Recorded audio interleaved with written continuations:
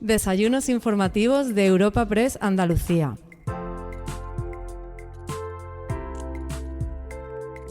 Te damos la bienvenida a la segunda jornada del evento Andalucía hacia el futuro, organizado por Europa Press. Al inicio de esta segunda jornada podemos escuchar la intervención de Rogelio Velasco, consejero de Transformación Económica, Industria, Conocimiento y Universidades de la Junta de Andalucía. A continuación, disfrutaremos de una mesa redonda que lleva por título Economía Verde, moderada por Candelas Martín de Caviedes, directora de Desarrollo de Negocio en Europa Press, y que contará con la presencia de Santiago Alfonso, vicepresidente de Comunicación y Reputación Corporativa de Cosentino, Javier Goñi, presidente de Grupo Fertiberia, y Carmen Ponce, directora de Relaciones Corporativas y Sostenibilidad de Heineken.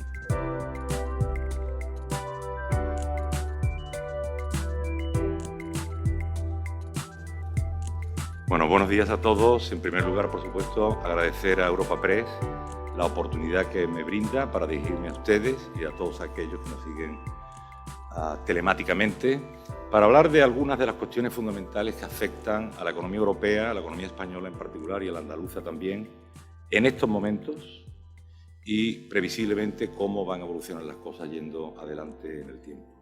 Como ha dicho la introductora, la presentadora, economía verde, sostenibilidad, innovación, aunque sea obvio, esté implícito, habría que añadir digitalización y las oportunidades asociadas a todas las nuevas tecnologías digitales. Bien, estas son cuestiones que afectan, como digo, no solo a la economía andaluza y española, sino a toda la europea. Mirad, hay un tema que ya se olvidó como consecuencia de las dos crisis que hemos tenido y todavía aún padecemos. Una era del 2008 y otra la que se inició en el año pasado, 2020. En los dos casos aparecieron un grupo de empresas muy numerosas que se las denominó empresas zombie porque eran empresas que estaban sobreviviendo gracias a unas condiciones excepcionalmente relajantes desde el punto de vista de la política monetaria, con unos tipos de interés que todavía con el transcurso del tiempo tenemos próximos a cero. Estas empresas zombie, digo, sobreviven gracias a esos costes financieros tan reducidos. En circunstancias normales no habrían podido llegar hasta el momento actual. ¿Qué son las circunstancias normales? Pues un tipo de interés a largo plazo en torno al 5%, una tasa de inflación en el corto en torno al 2%, un crecimiento del PIB también en torno al 2% y una deuda pública manejable. Por manejable lo digo en un sentido amplio. Japón tiene una deuda pública superior al 200% del PIB y la economía sigue funcionando, y desde hace muchos años. Italia un 160%, probablemente ahora más con la pandemia. Nosotros vamos a acabar el año entre el 120 y el 125%. Eso es manejable y lo es sobre todo en las actuales circunstancias monetarias, porque la deuda pública a quien lo emite hoy, a quien emite la deuda pública prácticamente no le cuesta nada. Y de hecho en el corto plazo los tipos son negativos, es decir, que emites deuda y además te pagan. Una cosa de loco, ¿verdad? Eso no encaja con la teoría económica convencional que conocemos, en donde hay unos tipos que tienen que ser positivos porque, entre otras muchas cosas, ¿no? Es una medida del riesgo, y riesgo siempre existe, y una medida del paso del tiempo, ¿no? Un bien vale hoy más que en el futuro y, por tanto, hay un tipo de interés que lo está conectando esos valores presente con futuro. Pero, en todo caso, la preocupación que tenemos ahora, ¿cuál es? Como sabemos, el precio de las materias primas, el petróleo en particular, ha experimentado en los últimos meses un incremento espectacular. En conjunto, de las principales materias primas, incluyendo la energía, incluyendo el petróleo, la subida en los últimos meses ha sido superior al 51%. ¿Qué está ocurriendo entonces? Bueno, aquí tenemos un experto, el delegado regional de Iberdrola. Yo no me voy a meter en ese tema, aunque me he tenido que estudiar varios informes, pero lo que resulta relevante para la economía ahora, desde el punto de vista macroeconómico sobre todo, es que está alimentando la inflación. El último dato que tenemos en septiembre, publicado por el INE, eleva la tasa de inflación de la economía española al 4%, frente al 3,4% del conjunto de las economías europeas. Esta tasa de inflación no se veía desde el año 2008 justamente, cuando estalló la crisis anterior. Ha sido sustancialmente inferior durante estos 12-13 años. Una tasa de inflación del 4% es muy elevada, ¿no? Como digo, en circunstancias normales en torno al 2%. ¿Qué nos dice la tendencia estructural de la inflación? La llamada inflación subyacente. Al IPC se le descuenta el precio de la energía y el precio de los productos no elaborados, porque son muy volátiles. Hay una cosecha extraordinaria este año de aceite, se hunden los precios del aceite. Pero el año que viene ocurre lo contrario y se eleva muchísimo, ¿no? Para evitar esas crestas, la tendencia se quita y se quita también el precio de la energía, sobre todo el petróleo. Como referencia también, en julio, agosto del año pasado, el petróleo estaba aproximadamente a $40 el barril, hoy está más de 70. ¿Cómo va a evolucionar? Como no se sabe, pues por esto los economistas deducimos esas variables del IPC estándar para detectar cuál es la inflación subyacente. Esto es, la inflación estructural, la inflación que va a haber en el medio plazo. Y en el caso de la economía española es solo del 1%. Eso es muy bajo, ¿vale? Nos tendríamos que dar con un canto de los dientes si efectivamente el componente errático de la energía, sobre todo, desaparece y nos encontramos viviendo en un mundo en donde la tasa de crecimiento de los precios es el 1%. En todo caso, la tasa subyacente de España y de Andalucía significativamente inferior que el de la zona euro, que es del 1,9%. Si eso es lo que muestra las tendencias, sería una noticia muy buena, porque significaría que la economía española y la andaluza gana competitividad respecto de las economías europeas, al sufrir una tasa de inflación inferior a esta. Bien, en todo caso, lo que tenemos que evitar por todos los medios es que esta tasa de inflación, insisto, ahora al 4%, se tome como referencia en la negociación de los convenios colectivos que se estén negociando ahora y en el corto plazo, en los próximos meses. ¿Por qué? Porque en la medida en que eso sea así, las empresas no van a poder amortiguar un coste salarial que se eleva muy rápidamente como consecuencia de que se tome esta inflación actual como referencia para la subida de salarios.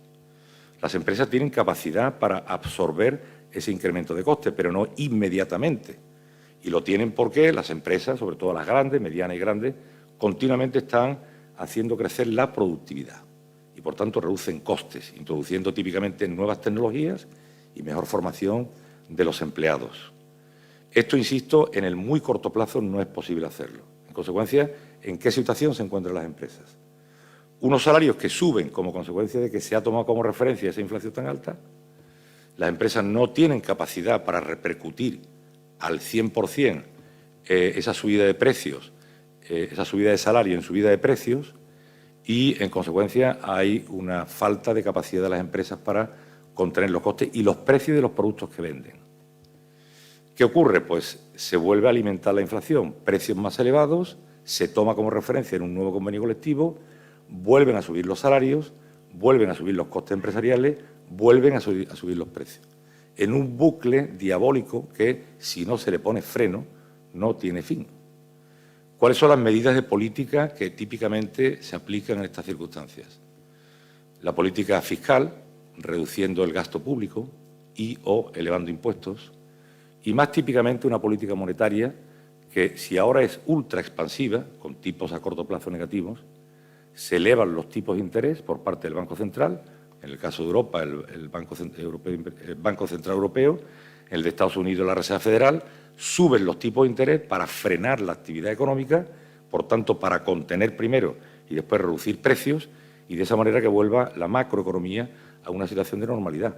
Pero claro, a lo largo de ese proceso hay miles de empresas que desaparecen, porque no pueden soportar unos costes de financiación más elevados. Ese es el gran peligro. Mira, en todo caso, se está produciendo en tiempo continuo una revolución extraordinaria en la economía como consecuencia de nuevas tecnologías, globalización, innovación continua, entre otros factores. Mira, me permití que os ofrezca unas cifras acerca de la economía andaluza y cómo se está transformando, en este caso, vía la incorporación y o la producción a gran escala de tecnologías de la información y las comunicaciones. Durante el primer semestre de este año, 2021, el empleo en el sector TIC en Andalucía creció un 9,8%, de acuerdo con los datos que ofrece la Seguridad Social. El número de empresas del sector también ha crecido un 7,6%, frente a lo que es la media de todos los sectores del 5,5%. Si crecen más rápidamente las empresas del sector TIC. Y esto está incrementando, insisto, también el empleo. Mira, hay otros sectores, inteligencia artificial, Big Data, robotización, problemas demográficos, estamos envejeciendo la población a un ritmo muy acelerado, la globalización, el cambio climático, los efectos de la pandemia, aunque estén desapareciendo. Todo esto ha transformado y sigue transformando nuestras economías a un ritmo muy acelerado, lo que va a requerir que los trabajadores intensifiquen sus cursos de formación, adquieran nuevas habilidades, que no podemos darla como un dato, porque hay que aprender nuevas tecnologías con cursos de formación específicos. De otra manera, no se aprovecha esa digitalización de la economía, en consecuencia, no se reducen los costes, no mejora la productividad y al final tiene un efecto pobre sobre la economía. Pero mirad, os voy a dar otros datos que son más impresionantes del último informe anual del Foro Mundial de Davos para este año 2021. Para el periodo 2020-2021, en los países occidentales, el crecimiento del empleo en nuevos sectores tecnológicos es el que sigue. Gestión de datos e inteligencia artificial, un crecimiento del empleo, redondeo, del 58%. Un crecimiento de las actividades económicas asociadas a la economía verde y energías renovables del 55%. Un crecimiento del empleo asociado a ingenierías y cloud computing del 52%. Otras en marketing y en ventas, en muchísimos casos utilizando nuevas tecnologías, del 44%. Desarrollo de software y de productos informáticos, 37%. Economía relacionada con cuidados a las personas y a la salud, 35%. Y producción de contenidos y de cultura, 23%.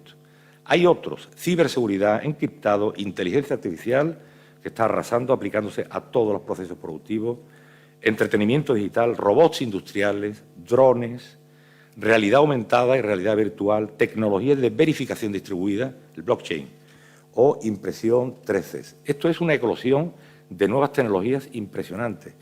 Y las economías españolas y andaluzas están respondiendo con crecimientos muy notables del empleo en estos sectores respecto de la media de la economía. Mirad, no podemos quedarnos fuera como región, como comunidad autónoma. Tenemos que intensificar en toda la medida en la que podamos el desarrollo de nuevas tecnologías. Que no se trate solo del uso de nuevas tecnologías, que está bien, porque permite mejorar la productividad, sino que seamos capaces de desarrollar nuevas tecnologías. Empresas con alto nivel de formación por parte de sus empleados, que estén continuamente aprendiendo, que se internacionalicen desde el primer momento. Por ahí está el futuro. Y mirad, ayer estuve en Madrid en un evento, el más importante del sur de Europa, tecnológico, se llama South Summit. Pues bien, Andalucía llevábamos más de 40 empresas tecnológicas en este evento, con stands donde están vendiendo sus productos o impartiendo charlas para tener visibilidad, para que los inversores los conozcan, para que otras empresas tecnológicas conozcan estas startups andaluzas por si quieren comprarlas o colaborar con ellos. Andalucía, con estas más de 40 empresas, porque el evento sigue hoy, la comunidad autónoma con mayor número de empresas tecnológicas en el evento más importante del sur de Europa. No está mal. Y como empresas más recientes, en el Andalucía Startup Roadshow, que comenzamos el año pasado y ya ha acabado la primera fase y empezaremos nuevamente en el mes de enero, llevamos 16 empresas. Además, hay un concurso en el South Summit en el que se seleccionan 100 empresas y la número 1, la ganadora, ha sido una empresa andaluza que ha pasado por el Andalucía Startup Roadshow.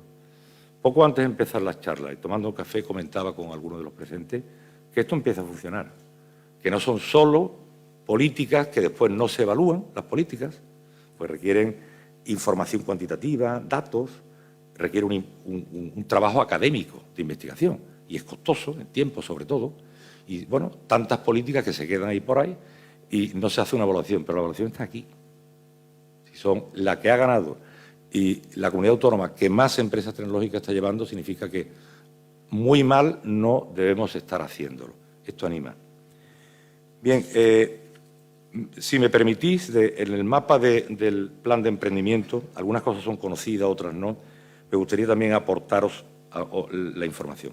El Plan General de Emprendimiento aprobado, que es el cauce institucional por el cual la Junta de Andalucía, esta consejería en particular, va a contribuir a que las empresas tecnológicas nazcan diseñando el entorno adecuado y sobre todo se desarrollen y hagan crecer a la economía sobre unas bases nuevas. El Andalucía Startup Roadshow, como he comentado en varias ocasiones, segunda edición que empieza en enero. Seguiremos insistiendo, diré que somos muy pesados, pero las trabas administrativas, la simplificación, ya suprimimos 100 procedimientos, estamos dándole otra vuelta para reducir un 25% más. Esta es la típica reforma que o la típica política, como no se trata de inaugurar un puente o una autopista, que es como muy impactante, ¿no? Y la gente lo asocia al progreso, una nueva autopista, aunque no lo sea. Una nueva autopista, un nuevo puente, un nuevo aeropuerto, etcétera. Pero ¿a quién le importa que a las empresas le resulte menos costoso tratar con la administración pública? Nadie, excepto aquellos que lo sufrís, aquellos empresarios que están en el tajo, con perdón, y lo están sufriendo. Y después, bueno, percibe que efectivamente antes eran 3 papeles, haré 2 solos. Mira, hemos reducido en un 33% la documentación. Pero esto no se difunde tampoco, con lo cual la gente no lo sabe. Pero mi obligación es hacerlo, porque creo que es muy importante para que el conjunto de la economía, de los sectores, ganen competitividad.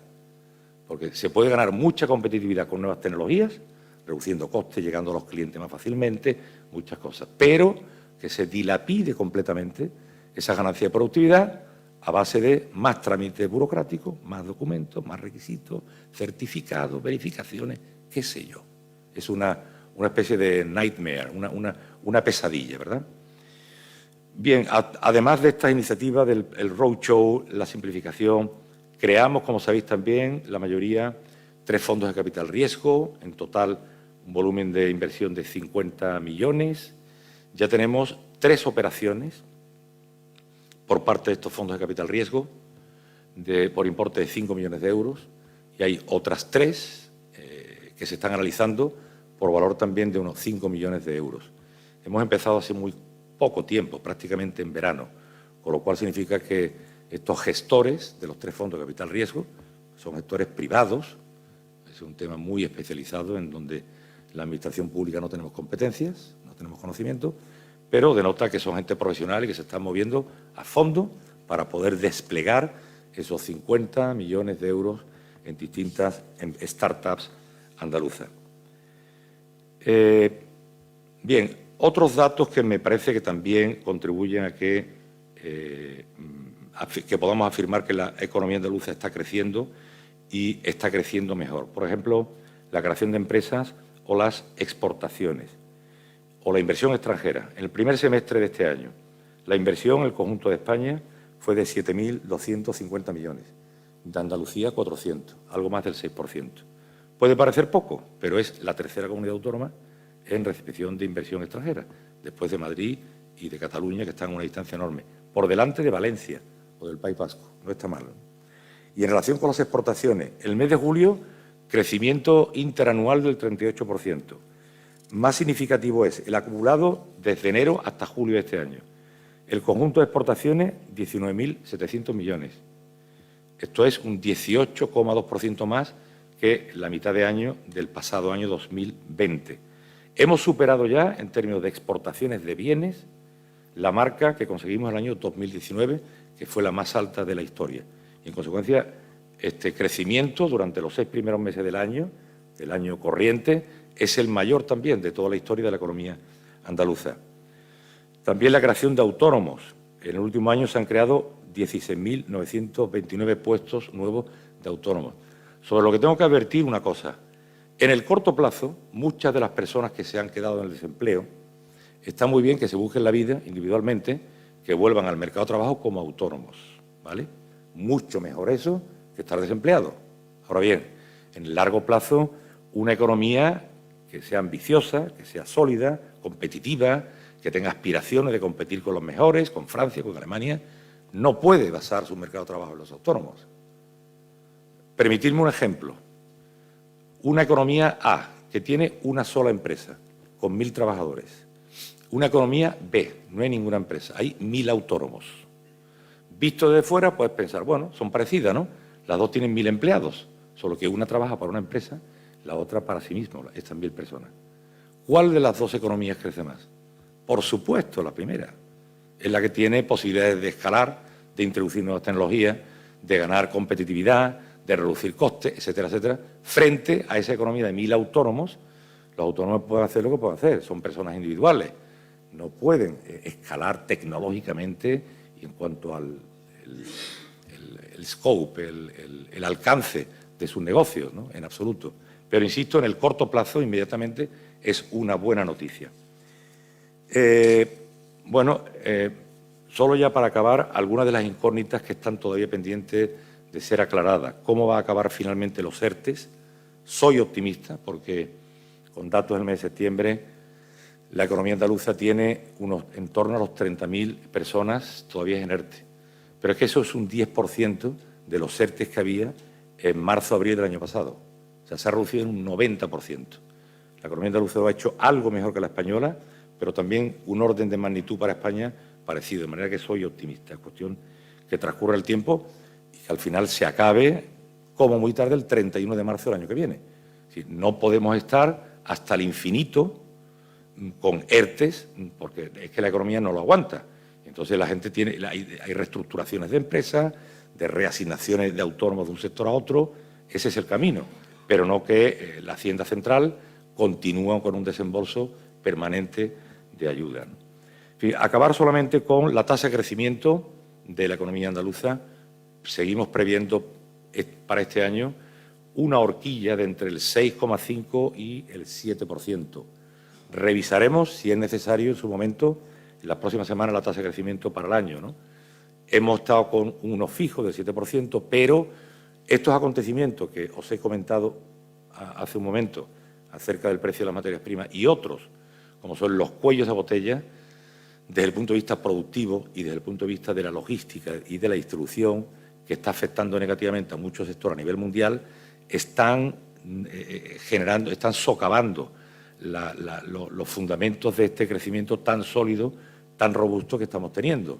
Si esto continúa en el tiempo, inevitablemente la tasa de crecimiento de España, Andalucía, de Europa, habrá que rebajarla alguna décima. Esperemos que no sea mucho. Y, por fin, con esta tasa de crecimiento, nuestra previsión de crecimiento de empleo para este año está en una horquilla entre 110 y 125.000 empleados.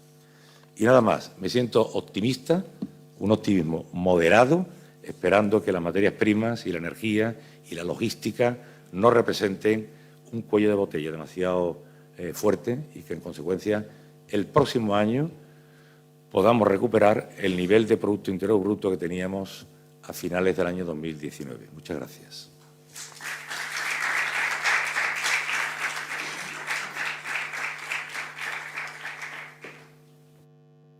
Muchas gracias, consejero. Gracias por este análisis, por todos los datos económicos en los que nos hemos podido detener y encima hablando de crecimiento, vinculado a las nuevas tecnologías, pero hablar de crecimiento y de optimismo es una manera buena de empezar la mañana. Vamos a seguir, pero quería también recordarles a los que estáis aquí y a los que nos siguen vía streaming que tenemos a disposición del que quiera la dirección preguntasandalucía@europapress para formular las cuestiones que considere. Y seguimos con la materia de esta mañana de Andalucía hacia el futuro y ahora lo vamos a hacer con el concepto de economía verde. A priori un concepto relativamente nuevo, pero que sin duda llegó y se quedó entre nosotros y además obligatoriamente vinculado al futuro. Yo creo que ya no hay reflexión sobre la economía o debate sobre sobre la producción industrial en la que la economía verde no tenga un papel destacado. En esta ocasión volvemos a contar en estas jornadas con empresas de grandísima importancia, empresas de proyección internacional y que desarrollan esta visión verde. En la mesa redonda que va a continuar vamos a escuchar las reflexiones de Santiago Alfonso, vicepresidente de Comunicación y Reputación Corporativa de Cosentino, David Herrero Fuentes, director industrial del Grupo Fertiberia, y Sagrario Sáez, directora de Sostenibilidad de Heineken. Va a moderar la mesa Candelas Martín de Caviedes, directora de Desarrollo de Negocio de Europa Press. Muy buenos días a los que nos acompañáis aquí en Sevilla, pero también saludar a todos los que nos estáis siguiendo hoy de forma virtual. Muy buenos días a todos. Vamos allá a comenzar con la mesa sobre economía verde, donde hablaremos de sostenibilidad, de emisiones cero, del compromiso con el entorno y con quién mejor que con representantes de empresas que están comprometidos con la economía verde. Os voy a pedir a cada uno que muy brevemente nos contéis qué es para cada una de vuestras empresas la economía verde y qué estáis haciendo. De forma breve, porque ya tendremos tiempo en el diálogo de seguir profundizando sobre estas cuestiones. Si quieres, ¿por dónde? Empezamos por ti, Santiago. Gracias, buenos días. Para nosotros la economía verde es un compromiso con una forma distinta, necesaria, por otra parte, de hacer las cosas. Es una forma de abrazar el compromiso pues, con el entorno, entendido en un sentido amplio, por supuesto medioambiental, pero también el de las personas, el social, y es una forma de donde el cómo pues tiene casi más importancia que el qué, ¿no? El qué haces, ¿no? Y bueno, pues pensamos que es más allá de una tendencia, que lo es, creciente, es una necesidad. Y las empresas en este momento están más expuestas que nunca al escrutinio, ya no del mercado, que es un término un poco impreciso, sino al escrutinio de las personas que votan cada día a la hora de ejercer su opción de qué compran, qué consumen, en qué creen. Y bueno, pues por eso las empresas que de verdad, de una forma auténtica, apuestan por el cómo actúan, es respetuoso con ese entorno y con las personas y demás, pues para nosotros esa es una primera aproximación a qué entendemos por economía verde. ¿Quieres continuar, David? Sí, por supuesto. Grupo Fertiberia, como muchos de vosotros sabréis, es el líder en la nutrición vegetal, en el sector de la nutrición vegetal, y una de las empresas más importantes también de Europa. Tenemos un portfolio de productos muy completo, muy diversificado y cada vez más ecológico. Y no solo servimos a la agricultura, sino que servimos también a la industria con productos que ayudan a reducir la huella medioambiental de otras industrias como la automoción, ¿no? Con nuestro producto AdBlue. Y esto lo hacemos con una infraestructura de 13 centros, 1.500 personas, una red logística muy importante que nos permite alcanzar más de 1.000 puntos de distribución en todo el mundo y que aquí en Andalucía cuenta con más de 300 empleos directos y otros 300 indirectos y 12 de sus instalaciones más importantes en Palos, en Huelva. Centrándonos ya en la lucha contra el cambio climático, nosotros vemos esto como una revolución realmente en marcha y una revolución que está transformando de manera efectiva la economía y que está influyendo de manera decisiva en las legislaciones que todos los días las administraciones públicas están llevando a cabo. Y Grupo Fertiberia ve en esto una gran oportunidad. Por supuesto, hay incertidumbres. Una transformación económica de esta magnitud implica transferencias de valor de unas actividades a otras, de una forma de hacer las cosas a otras, pero nuestra ambición es liderar en nuestro sector esa transición energética, ¿no? Además, pensamos que en el sector de la agricultura la sinergia entre la transición energética y la transformación digital va a traer importantes beneficios. Y creemos en un modelo en Europa de crecimiento en el que no hay una disyuntiva entre la ecología y la industria. Al revés, vemos la transición energética como una oportunidad de crear nuevas tecnologías y reforzar la industria europea.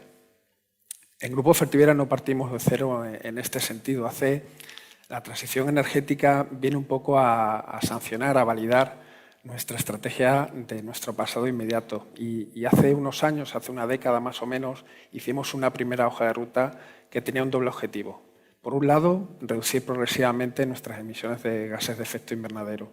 Y por otro lado, acompañar a la agricultura en el desarrollo de productos cada vez más adaptados a las necesidades de cultivo y más medioambientalmente con menos impacto.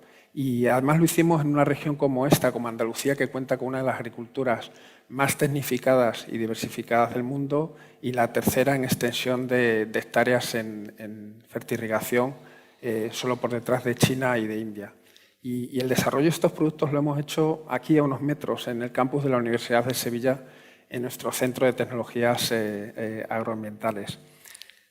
Esta hoja de ruta al final se ha sustantivado en consecuciones de objetivos, ¿no? Y hoy podemos decir con cierto orgullo que las emisiones que tuvimos de gases de efecto invernadero en 2020 fueron prácticamente un 50% inferiores a las del año 2005 y que por primera vez en la historia el 50% de nuestras ventas fue de estos productos de alto valor. Estas consecuciones han atraído el interés de inversores y en el año 2020 pues, Triton Partners, un fondo de inversión alemán de carácter industrial, pues, decidió adquirir la compañía y apostar claramente por ella, ¿no? Y reforzar su balance financiero. Y solo nos pidieron una cosa a cambio: acelerar la ejecución de esta transformación. Está muy bien tener un objetivo de 50-50, 50% de reducción de emisiones, 50% de productos más sostenibles, pero lo que queremos de la mano de Triton es trazar una nueva hoja de ruta que en el corto plazo, que en unos años, nos permita llegar a un objetivo mucho más ambicioso que llamamos de 0 a 100. 0% de emisiones, 100% de productos sostenibles. Y esa es la forma de ver que tenemos en Grupo Fertiberia en este tema. Gracias. Hola, buenos días a todos. Bueno, en Heineken España decimos que elaboramos cervezas que le gusten al mundo, a las personas y el planeta. Yo creo que con esta declaración de intenciones está claro que la economía verde está en el centro de nuestra estrategia. Es uno de los pilares estratégicos de los 4 que tenemos para crecer. Creemos que la sostenibilidad no solo es algo para mejorar el entorno, mejorar el mundo. Pensamos que el mundo será verde o no será, con lo cual, efectivamente, para dar continuidad a nuestro negocio tenemos que trabajar y no trabajar solos. Trabajamos con muchas alianzas, colaborando con proveedores, con partners, con clientes, con autoridades, con administraciones, con algunos que están por aquí, y porque esto no lo podemos hacer solo. Y como decía David, para nosotros la sostenibilidad la entendemos de una forma amplia, sostenibilidad medioambiental, pero también social y de progreso económico, porque está todo íntegramente relacionado. Y no es una moda, desde luego está en nuestro ADN. Nunca hemos dejado de pensar en verde en Heineken y llevamos trabajando en sostenibilidad hace muchísimo tiempo y ahora los logros se están viendo. Y trabajamos con una estrategia que es global, pero que al ser no nos gusta decir que somos una multinacional, nosotros decimos que somos una empresa multilocal, que tenemos lo bueno de una empresa global, pero que, como es un modelo de gobierno muy descentralizado, nos ayuda a impactar positivamente y a bajar las estrategias localmente. Y eso nos permite que esta estrategia, brindando un mundo mejor, que es como se llama, y que está dividida en 3 pilares: cuidar la naturaleza, la sostenibilidad social y el consumo responsable, pues lo adaptemos totalmente a los ODS que más pueden impactar en la comunidad en la que operamos, en este caso en España y en este caso en Andalucía. A partir de aquí, lo que queremos, si vamos desgranando cada uno de los pilares, pues en cuidado de la naturaleza estamos trabajando en la descarbonización. Queremos ser la primera cervecera cero emisiones en producción en 2025, que está ahí, pero la verdad es que bueno, pues ya hemos conseguido ser la primera cervecera pues con energía eléctrica totalmente verde, limpia, solar, gracias al acuerdo que tenemos con Iberdrola en la planta de Andévalo en Huelva, que no solo surte a nuestras 2 fábricas de Andalucía, sino también surte a la fábrica de Madrid, a la fábrica de Valencia, a Factoría Cruzcampo, a Fundación Cruzcampo, a nuestras 2 sedes y a todas las oficinas a nivel nacional. Ya tenemos la primera fábrica cero emisiones totalmente, que está en Jaén, que estamos muy orgullosos, la verdad, y que nos ha dado muchas alegrías, muchos reconocimientos, con esa, combinando pues, la energía solar y la biomasa, que además bueno, pues, valoriza un residuo, lo convierte en recurso, porque lo que utilizamos en la biomasa es la poda de olivar, que bueno, pues también ayuda al desarrollo económico de la región. Y bueno, esta fábrica también ya es cero residuos a vertedero. Es la primera cervecera de España y la más grande de Europa, cero emisiones y cero residuos a vertedero. Con lo cual ahí también bueno, pues, vamos bastante adelantados. Y también muy orgullosos de toda nuestra agenda de agua, que es como el tercer pilar de todo lo que es la plataforma medioambiental, el cuidar las fuentes de agua en un país como es España, con un estrés hídrico importante. Bueno, pues estamos muy orgullosos que este año ya, a finales del año, vamos a ser 100% neutros, vamos a devolver a la naturaleza todo el agua que consumimos, todo el agua que llevan nuestras cervezas, es el litro más el medio litro que se evapora en todo el proceso de elaboración, gracias a proyectos como Doñana, que empezó, bueno, pues, empezó hace casi 5 años, el proyecto Albufera y el proyecto Jarama, que culminará este año a finales de diciembre, que como veis, bueno, pues son cuencas hidrográficas que están muy cerca de las comunidades en las que operamos. En sostenibilidad social, bueno, pues nosotros trabajamos, en realidad la sostenibilidad es como muy integrada a lo largo de toda la cadena de valor. Siempre decimos, trabajamos desde el campo, que estamos en la misma cadena de valor, hasta la barra, hasta el consumidor. Y bueno, pues ya tenemos el 93% de las materias primas de origen local. Si hablamos de cebada o de maíz, es prácticamente el 100%. Prácticamente el 95% de la cerveza que vendemos aquí en España la producimos aquí. Como os decía, pues lo siguiente en la cadena de valor ya, pues la energía en nuestras plantas, pues estamos trabajando para que en 2025 sea totalmente verde. Y bueno, siguiendo en la cadena de valor, pues estamos trabajando con nuestros distribuidores y con nuestros clientes también para ayudar en la logística y en todos los sistemas de frío. Bueno, y ahí hay un proyecto que casi bueno, pues salió la semana pasada y fue aquí en Sevilla, de Última Milla, que ha sido pionero. Es un piloto para Heineken en España, pero para Heineken a nivel mundial, de distribución en Última Milla, que lo hemos hecho junto con una startup y con el Ayuntamiento de Sevilla, con la startup de Scooby, y que bueno, pues está situando a Sevilla en el mapa de las ciudades europeas que trabajan para esa sostenibilidad de las ciudades, pues ciudades como Londres o Estocolmo, que bueno, pues con esta es una moto que reparte en el centro de las ciudades hasta bueno, pues 8 barriles puede repartir. Y ahí, siguiendo con esa cadena de valor, pues nos encontramos con toda nuestra programa de sostenibilidad social, con Fundación Cruzcampo, con Talento Cruzcampo, con Factoría, que es un programa que bueno, ya estamos en la segunda edición y que está incidiendo en las tensiones ahora mismo sociales pues más importantes para la sociedad, que es los jóvenes y el desempleo. Y ayer estuvimos hablando mucho de... Claro, pues estamos muy orgullosos de justo estar trabajando para esto, pero también para la hostelería que es, bueno, pues es parte de nuestro negocio, somos parte de la misma familia. Y bueno, pues este programa no solo trabaja en la formación y el talento de los jóvenes, sino para la formación de los próximos hosteleros y de esa transformación de la hostelería. Y con Fundación Cruzcampo, pues 25 años también trabajando con ellos. Y bueno, en esto se puede resumir todo lo que hacemos.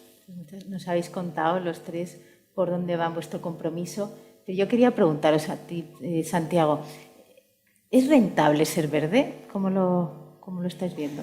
Pues sí que lo es, aunque el concepto de rentabilidad, por supuesto, hay que verlo como un compromiso a largo plazo. Difícilmente lo es en el corto plazo porque implica un cambio en procesos, unas apuestas firmes en cambiar, en transformar muchas cosas, y tienes que pensar en esa perspectiva de largo plazo. Cosa que, por cierto, aprovecho pues, para reivindicar que es un valor muy apegado a la empresa familiar. No quiero decir que las multinacionales no familiares no tengan esa orientación, pero sí que digo que la empresa familiar tiene mucha más apuesta por el largo plazo, por razones yo creo que obvias de continuidad, de futuro, del sentido de la propiedad, ¿no? De que yo quiero que perdure lo mío, ¿no? Ese concepto patrimonial que hay, ¿no? Y eso pues tiene esa ventaja sobre el largo plazo. A mí me gustaba mucho el concepto, no recuerdo ahora el nombre del autor, cuando hablaba de responsabilidad social competitiva en lugar de corporativa, ¿no? Y el concepto de competitividad, rentabilidad, van muy unidas y no debemos de ver las inversiones y las apuestas como un factor pues, que vaya o que trabaje contra la falta de rentabilidad. Yo en mi primera intervención no aporté muchos datos, hice más una aproximación, digamos, de conceptual y demás, pero sí quería decir también que obviamente pues tenemos recorridos y logros muy importantes en materia de descarbonización de nuestras plantas. De hecho, pues con Deston en 2020 hemos alcanzado la neutralidad de CO2, la primera empresa a nivel mundial dentro de ese sector, y con la otra gran marca y línea de producción, Silestone, pues hemos hecho en junio de 2021 el lanzamiento por primera vez en nuestro sector también a nivel mundial de una serie que le llamamos Sunlit Days, que hemos alcanzado la neutralidad de CO2, ¿no? Y la estamos auditando, etcétera. Entonces, bueno, por poner estos ejemplos, es decir, oye, llevar una planta como Deston a conceptos de rentabilidad y demás, ¿lo haces solamente por el corto plazo? Pues no, lo haces pensando que vas a seguir creciendo, que vas a alcanzar digamos, la aceptación de tu cliente y de los mercados por actuar así, y visto en esa perspectiva es muy rentable. ¿Coincides, David? ¿El cliente os valora esa apuesta por la economía verde? ¿Qué implicaciones ha tenido en la transformación de vuestros propios procesos? Sí, desde luego. Y estábamos antes hablando, Sagrario y yo, incluso de potenciales colaboraciones, ¿no? O sea, el cliente siempre valora este aspecto de la sostenibilidad. Y yo os quería contar 3 ejemplos donde vais a ver claramente este asunto. El primero de ellos es el hidrógeno verde, ¿no? Nuestra apuesta por el hidrógeno verde.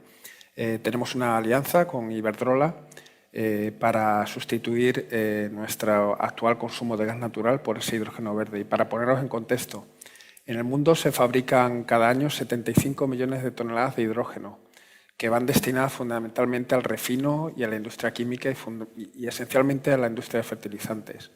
Ese hidrógeno se fabrica a partir de fuentes fósiles como gas natural, incluso como carbón. Y cada tonelada de hidrógeno que se produce así emite de 10 a 20 toneladas de CO2. O sea que es un reto muy importante y muy significativo. Es por eso que la Unión Europea y el Gobierno de España han trazado como primer objetivo el reemplazar ese hidrógeno gris por hidrógeno verde dentro de la hoja de ruta, ¿no? Y que esa experiencia sea a la vez curva de aprendizaje y que sea elemento catalizador de la creación de una industria del hidrógeno, por lo tanto, una industria competitiva y una industria rentable. En ese contexto, el proyecto con Iberdrola, pues dentro de unos pocos meses vamos a tener ya nuestro primer electrolizador de 20 megavatios, que a partir de agua y aire fabrica hidrógeno totalmente verde en Puerto Llano. Y en el año 2023 vamos a tener un electrolizador 10 veces más grande, de 200 megas. Y esto, con esos electrolizadores vamos a fabricar hidrógeno verde, con ello vamos a fabricar amoníaco verde y a partir de ahí esa es la base para fabricar fertilizantes libres de emisiones, que pueden ser muy útiles y muy demandados por clientes en toda la cadena de valor agroalimentaria, ¿no? Este, además, es el inicio de un plan más ambicioso que hasta 2027 prevé la instalación de 800 megavatios de electrolizador y una inversión de 1.800 millones de euros. Además, y hablando otra vez de rentabilidad, la apuesta, por ejemplo, de Iberdrola es desarrollar esos electrolizadores con tecnología propia y con industria nacional, ¿no? Y para Fertiberia va a suponer también un desafío mayúsculo, un desafío en el que tenemos que adaptar una producción continua a una generación de energía renovable discontinua, ¿no? Y eso va a implicar modificaciones muy importantes en nuestra planta. Un segundo ejemplo que habla claramente de rentabilidad y de rentabilidad a corto es el desarrollo de mejores fertilizantes. Mejores fertilizantes implican mejor eficiencia agronómica y mejor eficiencia medioambiental. Y este año estamos también muy orgullosos de haber lanzado un nuevo inhibidor de la nitrificación. Un inhibidor de la nitrificación lo que hace es retrasa la descomposición del fertilizante de manera que la planta puede absorber todos los nutrientes y así los nutrientes no se pierden ni en la atmósfera ni en el suelo. Con esto conseguimos tres cosas: que el agricultor tenga más rentabilidad en su cultivo, evitar emisiones de gases de efecto invernadero a la atmósfera y reducir los impactos sobre el agua o sobre el suelo. Y luego el tercer ejemplo que claramente habla de nuevo de rentabilidad es la economía circular. Hoy en día la industria agroalimentaria es una cadena de valor lineal, en la que todavía no hemos cerrado el círculo entre, por ejemplo, el Grupo Fertiberia, que se encuentra al inicio de esa cadena cogiendo recursos naturales no renovables para aportar los nutrientes a la industria, y el final de la cadena, donde hay mucho desperdicio de nutrientes. Si cerramos ese círculo, podemos hacer un círculo virtuoso. Y en Fertiberia tenemos ya algún ejemplo. Por ejemplo, nuestras plantas de Huelva y de Setúbal, en Portugal, estamos a día de hoy recuperando cosas que antes se consideran desechos por la industria, como por ejemplo cenizas de la industria olivarera, polvo de extintores que aportan nitrógeno y fósforo, cenizas de la industria avícola, y todas estas cosas que antes eran desechos y que implicaban un coste para estas empresas, nosotros los estamos valorizando en nutrientes. Por lo tanto, es una situación ganar-ganar claramente y habla de lo rentable que puede llegar a ser esa economía verde. Para la economía verde hay que implicarnos todos, desde las empresas, las administraciones, pero también el consumidor, el final. Y Sagrario, tú trabajando más de cerca, ¿ves que se valora? ¿Ves que hacéis didáctica? ¿Cómo ves la acogida? A ver, el consumidor está cada vez más aquí, sobre todo las generaciones más jóvenes, la que llamamos generación Z, la generación Y, están ahí y están dispuestos a comprar antes a un producto que sea sostenible y que haga esa declaración de intenciones y se vea en el producto. Sí que es cierto que bueno, pues una cosa es lo que dices y otra cosa es cuando llegas al lineal lo que haces. Pero claro, porque está un tema de precios, que es lo que bueno, pues tenemos que empezar a hacer efectivamente mucha divulgación, mucha formación, mucha sensibilización y hacia lo que significa los procesos que implican y bueno, pues a partir de ahí también hacer un esfuerzo e ir haciéndolo mucho más accesible al consumidor, que esto pues se irá regularizando. Pero lo que sí que es verdad y el gran cambio que nosotros vemos desde Heineken en el consumidor es que en quien están poniendo ahora mismo el foco para que sean los agentes de cambio en este tema es en las empresas. y son las empresas las que tienen que empezar a hacer alianzas con las administraciones, con otras empresas que están en la misma, la misma cadena de valor, con los proveedores de energía. Entonces, esto es y ese mundo colaborativo que bueno, pues es una de las tendencias que nos ha dejado la nueva realidad y que estaba muy presente ya en estas generaciones de jóvenes Z, Y, pues se está emergiendo y están totalmente demandando que seamos el faro, ¿no? Hacia donde ellos se miran y hacia dónde van. Así es, veníamos comentando en el café y viniendo la responsabilidad que tenéis las grandes empresas de ser ese tractor, de animar al resto a que ser verde. Por eso la pregunta, ¿es rentable? ¿Es un objetivo? ¿Es un reto a largo plazo? Santiago, ¿qué les dirías? ¿Cómo animarías? No, pues muy de acuerdo con lo que acaba de decir Sara, en el sentido de que las empresas son ahora mismo, según los estudios, pues el estudio de Edelman del 2020, y se presentó la semana pasada o la anterior, ya no recuerdo, en Madrid, un estudio también de transparencia y de cómo los consumidores ven todo el proceso que se ha vivido durante el COVID y el post-COVID y demás, y sitúan a las empresas como el principal agente del cambio en el mundo a actuar por encima de los gobiernos y de otros agentes. Entonces, las empresas estamos en ese punto de mira en el que tenemos un elevado sentido de responsabilidad y donde ya desde un punto de vista corporativo no podemos permitirnos el defraudar, porque se nos ha dado una responsabilidad muy grande que yo la veo como un reto y la veo también como un incentivo para los directivos, para un comportamiento ético y demás. Desde ese punto de vista tenemos ese factor de ser ese faro que alumbra y que destella en momentos de incertidumbre. Y como digo, pues todo ese nuevo capitalismo que viene más ético y demás, que es innegable, que se ha visto en el foro de Davos, en movimientos como el gran el grupo de capital riesgo y demás, inversor más grande del mundo, BlackRock y demás, llamando a un cambio de comportamiento, todas las finanzas, todo absolutamente en el mundo de la economía y del capitalismo actual está siendo tamizado bajo ese factor de necesidad de cambio, de ejemplaridad, de transparencia y de compromiso con la economía verde. Luego, las empresas líderes en cada uno de los sectores tenemos esa obligación de actuar de una forma ejemplar para tirar, a hacer de ese efecto tractor que tú mencionas, Candela, respecto de los que vienen detrás y sobre todo de las pymes. Entonces, mucha apertura a compartir, a trasladar experiencia, a cooperar, y el mundo de las alianzas que marca el ODS 17 es fundamental. Así es. El consejero ha mencionado cómo hay oportunidades de empleo asociadas a la sostenibilidad, pero implica una demanda de nuevos perfiles. No sé, ¿habéis tenido que cambiar el perfil, adaptar la plantilla para este compromiso verde? Bueno, evidentemente el desarrollar proyectos como el proyecto de hidrógeno verde implica aprender, implica gestionar las plantas de manera diferente, implica un alto porcentaje de digitalización.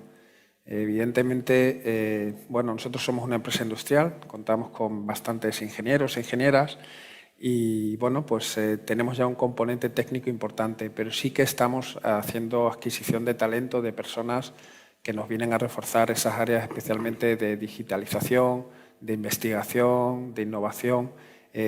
Como decía antes, toda la parte de fertilizantes más sostenibles ha requerido de un esfuerzo de investigación muy intensivo y eso nos llevó a tomar la decisión de crear el Centro de Tecnologías Agroambientales aquí en Sevilla y ha sido la base de ese crecimiento hacia la sostenibilidad, ¿no? Por lo tanto, todo el tipo de perfiles de investigación, de digitalización, claramente se ha incrementado en los últimos años en nuestra compañía.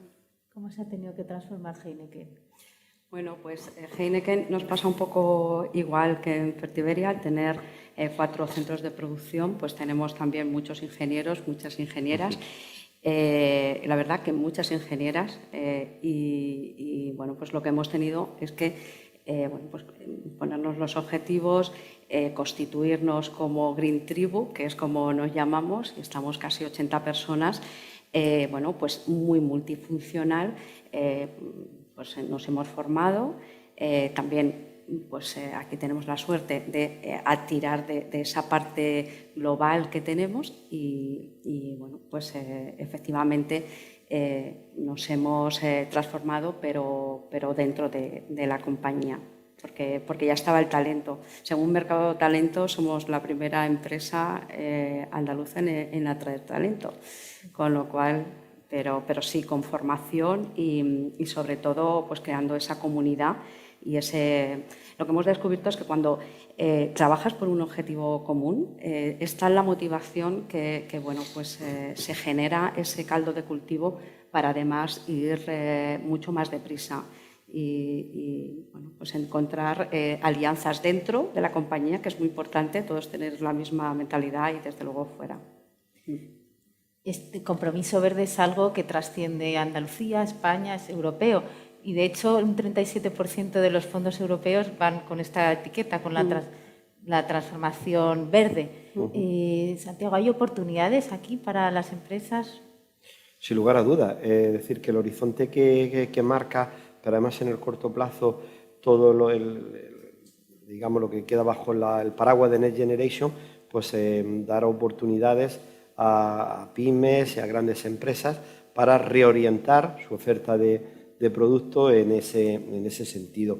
En sectores, en la provincia donde Cosentino está establecido, como es Almería, pues por ejemplo el otro gran sector productivo de nuestra economía, que es la agricultura intensiva, bajo plástico sobre todo, pues leía y nos encontrábamos recientemente con algunos empresarios y directivos de ese sector. Y bueno, es que han estado alimentando, cuando todo estaba cerrado, a toda Europa. Los camiones frigoríficos y no frigoríficos saliendo de Almería han sido, vamos, un pulmón de alimentación y demás. Y ya se había hecho el ejercicio, años precedentes, de mover ese gran barco que es el sector productivo hacia una economía, hacia un producto agrícola más verde, donde los productos como los de Fertiberia y otros y demás pues son esenciales, ¿no?, a que hablen el mismo idioma. Nosotros, por ejemplo, también hay un proyecto que hemos hecho de I+D, y luego hay una mesa a final de la mañana con una compañera que está por aquí, Paz Carrera, que es investigadora, ingeniera también, y bueno, pues hemos hecho un proyecto de desarrollo que está en marcha, que se llama Ecocene, donde se trata de aprovechar también el tratamiento de los residuos agrícolas para incorporarlo en un proceso productivo y demás. Entonces, posibilidades hay muchísimas, vinculados a ámbitos que desde las energías, los productos de la agricultura, los productos industriales de todo tipo y demás, y no podemos dejar escapar ese tren, no podemos permitirnos. Así es. David, hablábamos justo de esto, del papel que tiene la agricultura verde, y estos fondos. ¿Coincides en análisis con Santiago? Sí, nosotros básicamente estamos muy de acuerdo con las líneas estratégicas de los fondos europeos, y además nos gusta mucho, aparte de la transición energética, el papel clave que se le ha dado a los temas de digitalización. Creemos que lo importante ahora es que los fondos lleguen, que los fondos se ejecuten y se ejecuten de manera efectiva y de manera acertada. Evidentemente va a haber muchas industrias, va a haber muchos sectores de energía, va a haber muchos aspirantes a esos fondos. Nosotros lo que creemos es que los fondos tienen que ir primeramente destinados a actividades que sean adicionales en esta economía verde, que creen y que supongan la creación de nuevo tejido industrial y la creación de nuevas tecnologías que sean tractoras, como decíamos antes, ¿no? Y en ese sentido consideramos que el hidrógeno verde es un perfecto ejemplo, ¿no? Y además así lo ha reflejado el Gobierno de España en su hoja de ruta del hidrógeno verde, que lo que quiere y que pretende es que seamos líderes en esa materia en el futuro. No sé si quieres añadir algo. Bueno, totalmente de acuerdo. O sea, nosotros pensamos que los fondos nos van a ayudar a esa recuperación y sobre todo aceleración de toda la agenda de sostenibilidad y donde la tecnología, la innovación y, por tanto, la digitalización es clave, con lo cual el foco de los fondos pues, está muy bien elegido y bueno, muy contentos también de que empiece en nuestra cadena de valor un sector, la agricultura, por el que queremos apostar en los próximos años, ahora que tenemos la hoja de ruta de producción muy encarrilada. Y bueno, pues también muchas esperanzas y con proyectos muy interesantes que creemos que va a acelerar mucho la agenda de todas las empresas. Totalmente de acuerdo, tienen que estar muy enfocadas a lo que es nuevos desarrollos y lo que es transformación real, porque si no, pues no habremos hecho bien los deberes. Pero bueno, esperanzados, ahora que se ejecuten. Pues tenemos todavía hoy mucha agenda por delante, lamentablemente, porque seguiría conversando con todos vosotros sobre economía verde, pero sí que antes de terminar, ya enlazando un poco con lo que decía Sagrario, ya pensando en futuro, por dónde vamos a ir, qué apuestas veis en economía verde, dónde veis que están cada uno los retos, así muy sencillo, muy rápido. Bueno, en el caso de Cosentino, nuestro sector de actividad está muy vinculada al hábitat, al espacio que vivimos, que por cierto durante la época de COVID pues ha sido un refugio obligatorio, pero necesario, pero que muchas personas pues hemos redescubierto y hemos pensado que qué valor más grande que nuestro hogar, ¿no? Nuestra casa, ¿no? Y por eso que se han producido niveles de inversión espectaculares en reforma y ampliación de espacio, búsqueda de terraza, ampliación de zonas combinadas abiertas y seguras y demás, ¿no? Entonces, el desarrollo de nuestros productos atiende a esa necesidad latente, yo diría ya manifiesta, de desarrollar productos que sean pues, interesantes a esa demanda del consumidor, que acrediten que la forma en la que está fabricado es una forma pues, ecosostenible, que abraza los principios de la economía circular, que es la base de nuestra apuesta por la sostenibilidad, la economía circular, que aporta eficiencia en ese sentido por el manejo de energías renovables y demás esencial. Nosotros también estamos acometiendo ya instalación de planta fotovoltaica para alcanzar el 27% de autoconsumo en 2024. Y por otra parte, pues desde el punto de vista de la gestión de las personas, es algo también una apuesta grande.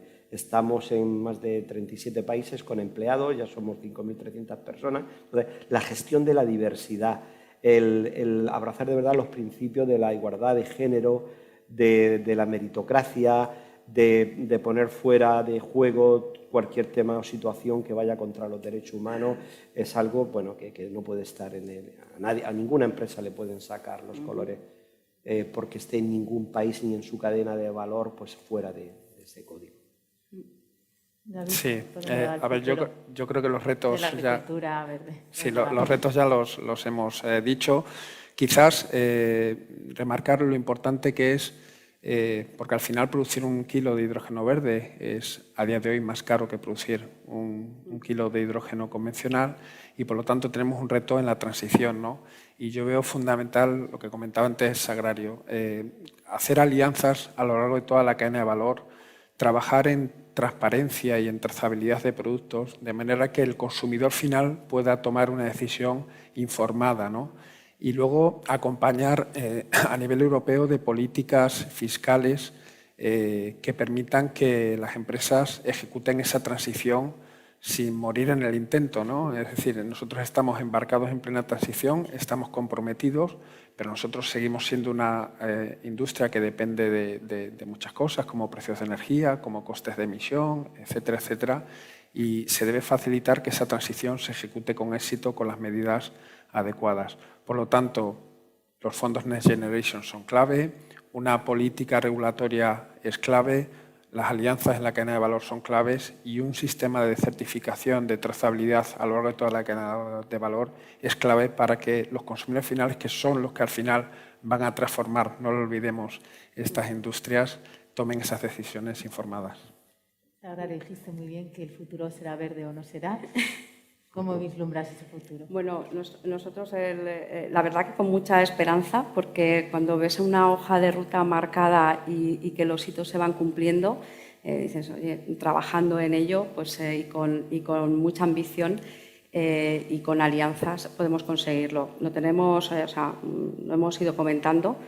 trabajar en huella de carbono cero en toda nuestra cadena de valor. Para 2025 queremos ser primera cervecera neutra en carbono en producción y el 30% en toda nuestra cadena de valor, con lo cual no solo estamos trabajando en producción, desde luego trabajando en circularidad, revalorizando valorizando todos nuestros residuos, que ya lo hacemos al 99,9%, con lo cual, y ahora trabajando, pues ya vamos a ser 100% neutros en agua, pues estamos muy volcados también en programas de eficiencia y de circularidad. Tenemos unos proyectos que efectivamente, o sea, nuestra agua lleva muchos nutrientes de la cerveza y bueno, pues tenemos un proyecto es el primer filtro verde a nivel industrial, a nivel mundial. Tenemos un piloto en la fábrica de Madrid, que es una colaboración,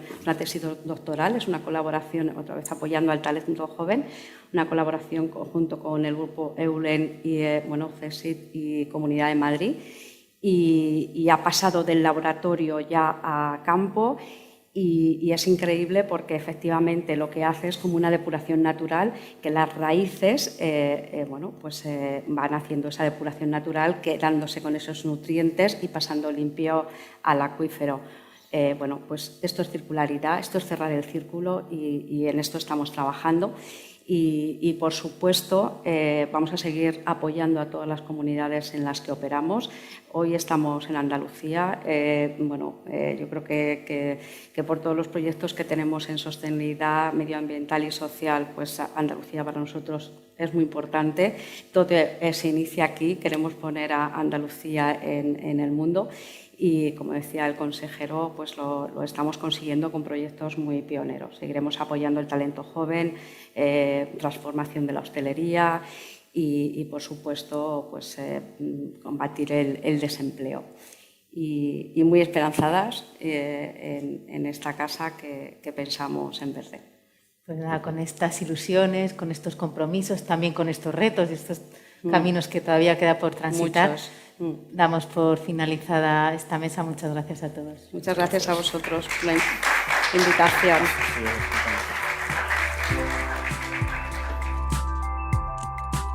Despedimos este episodio del podcast de los desayunos informativos de Europa Press Andalucía, invitando a todos nuestros oyentes a descubrir el resto de episodios de este programa, así como los del resto de podcasts de Europa Press a través de europapress.es/podcast. Recuerda que todos ellos están disponibles en las principales plataformas de podcasting.